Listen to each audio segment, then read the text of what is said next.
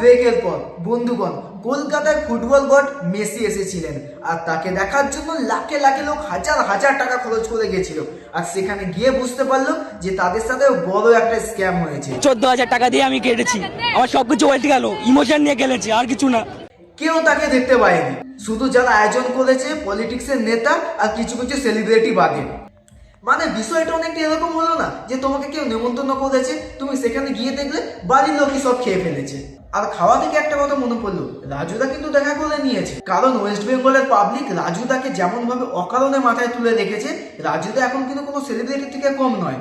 আর রাজুদা কিন্তু তার ফায়দা ঠিকঠাক ভাবে তুলেছে। এত বড় একটা মানুষকে কি পটা তার খাওয়ানো যায় না? অত দেখা করেছি, তার সাথে হ্যান্ডশেক করেছি।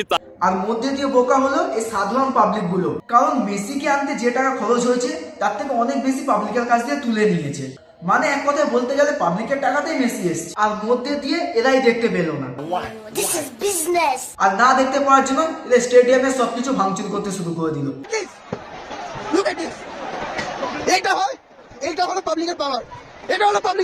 বিষয়টা অনেকটা এরকম হলো না যে কদিন আগে ইন্ডিগো ফ্লাইট বন্ধ হওয়ার সময় যেমন সাধারণ পাবলিক এয়ারপোর্টের কর্মচারীদের উপর চেঁচামেচি করছিল,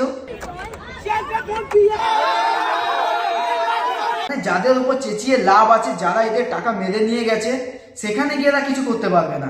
আর ওই উঁচু শ্রেণীর টাকা পয়সাওয়ালা মানুষগুলো ভালো মতো জানে যে এদের দৌড় কদ্দূর, তাই ওরা এদেরকে এরকম ভাবে লুটতে পারে। আমাদের ওয়েস্ট বেঙ্গলের মানুষের সব থেকে কম ইনকাম 4-5 হাজার থেকে শুরু করে হাইয়েস্ট 20-25 হাজার টাকা পর্যন্ত। এই পরিস্থিতিতে থেকেও মানুষ 14-15 হাজার টাকা দিয়ে টিকিট কেটে তাদের ফুটবল গড মেসিকে দেখতে গেছে, আর তারপর তাদের এই অবস্থা।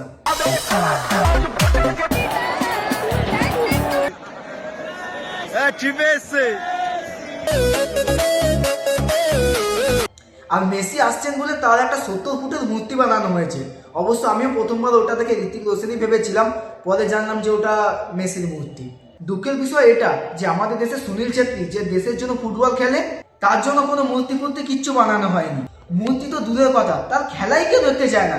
সে সবার কাছে হাত জোর করে রিকোয়েস্ট করে যে এসে আমার খেলা দেখো, আমাদেরকে সাপোর্ট করো। এইখানে যে ফুটবল লাভার গুলো রয়েছে যারা 14-15 হাজার টাকা করে মেসিকে দেখতে গেছে, তারা 200-300 টাকা খরচ করে আমাদের সুনীল ছেত্রীর খেলা দেখতে চায় না। আর মেসি যে আমাদের দেশেরই নয়, আমাদের দেশের হয়ে কোনোদিন খেলেও নি, কোনোদিন কিছু করেও নি, তার জন্য বড় মূর্তি বানিয়েছে, তার জন্য লোকে হাজার হাজার টাকা খরচ করে গেছে।